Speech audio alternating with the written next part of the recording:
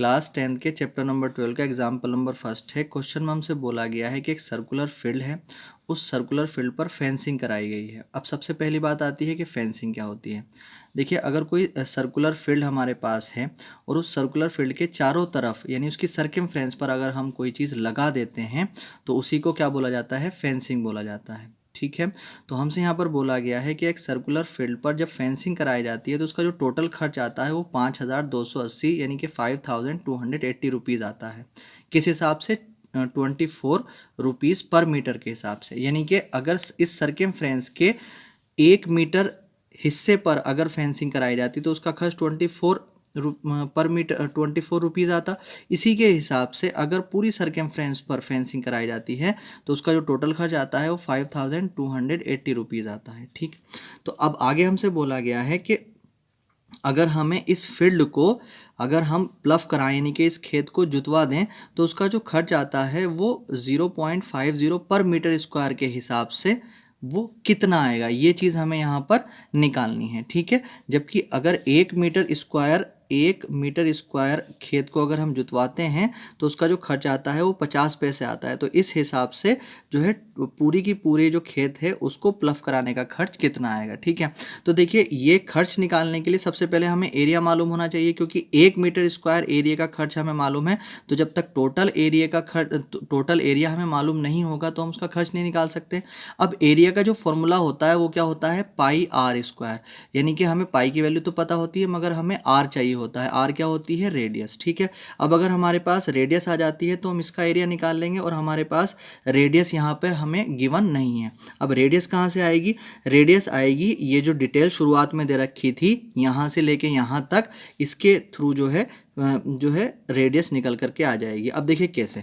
अब एक बात आप हमेशा ये ध्यान रखें, अगर हम क्या कर देते हैं, जो टोटल कॉस्ट होती है उस टोटल कॉस्ट को अगर हम 1 मीटर स्क्वायर की कॉस्ट से डिवाइड कर देते हैं तो जो सर्कुलर फील्ड है उसकी सर्कमफ्रेंस निकल के आ जाती है, यानी कि सी निकल के आ जाती है। अब जब सर्कमफ्रेंस आ जाएगी तो वहाँ से हम क्या करेंगे, जो है रेडियस निकालेंगे। ठीक, तो अब जब इसको सोल्व हम करेंगे तो सबसे पहले सर्कमफ्रेंस निकाल लेंगे। अब सर्कमफ्रेंस जो आएगी वो कैसे आएगी, इस टोटल कॉस्ट को अगर हम 1 मीटर की कॉस्ट से डिवाइड कर देंगे तो जब 24 से 5280 को काटेंगे तो ये कितनी बार कट जाएगा, 220 टाइम्स। तो यहाँ पर आ जाएगा 220 मीटर। ठीक, तो अगर हम देखते हैं जो ये सर्कुलर फील्ड है इसकी हमारे पास सर्कमफ्रेंस आ चुकी है, इसको मैं यहाँ पे सी से दिखा देता हूँ। अब जब आपके पास सी आ चुका है तो यहाँ से अब आप क्या कर सकते हैं, आर निकाल सकते हैं। तो जो सर्कमफ्रेंस होता है उसका फॉर्मूला कितना होता है, 2 पाई आर इज इक्वल टू कितना, 220। अब आप क्या करें, 2 इंटू जो पाई की जो वैल्यू है, पाई की वैल्यू कितनी गिवन है हमारे पास, 22/7। तो 22/7 और multiply R is equal to 220। अब जब आप यहाँ से आर की वैल्यू निकालेंगे तो आपको ये मालूम है जिसकी वैल्यू निकालते हैं उसके साथ जो मल्टीप्लाई में होता है वो इक्वल वाले के अपोन में चले जाते हैं और जो अपोन में होता है वो मल्टीप्लाई में। यानी कि आर की अगर आप वैल्यू निकालें तो 7 आर के अपोन में था तो 220 इसके साथ वो मल्टीप्लाई में चला जाएगा और जो इसके साथ मल्टीप्लाई में थे वो इसके अपोन में आ जाएगा। ठीक है, अब जब आप इससे 22 से ये कट जाएगा 10 टाइम और 2 से 5 टाइम कट जाएगा तो आर की जो वैल्यू आ जाएगी 5 × 7 यानी कि R is equal to 35 metre आ चुका है। अब आपके पास जो है आर आ चुकी है और जब आपके पास आर आ चुकी है तो अब आप क्या कर सकते हैं, एरिया निकाल सकते हैं फील्ड का।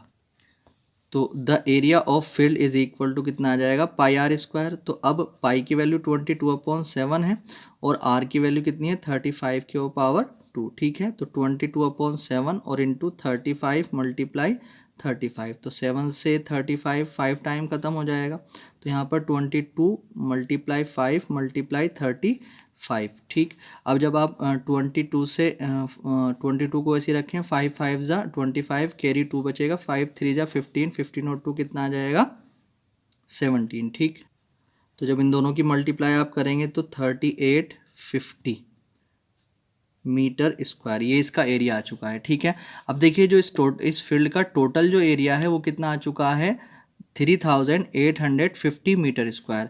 और अब हमें इसकी क्या निकालनी है, कॉस्ट। तो जब इसका एरिया पता चल चुका है तो कॉस्ट भी बड़ी आसानी के साथ आ जाएगी। जो इसकी कॉस्ट थी वो 1 मीटर स्क्वायर की जो कॉस्ट थी वो 50 पैसे थी, ठीक है। जब 1 मीटर स्क्वायर की कॉस्ट हमें मालूम है और हमें इतने का एरिया इतने का खर्च निकालना है, इतने की कॉस्ट निकालनी है, तो हम क्या कर देंगे 0.50 यानी 50 पैसे की मल्टीप्लाई 3850 से यहाँ पर कर देंगे, तो टोटल कॉस्ट इसकी निकल करके आ जाएगी।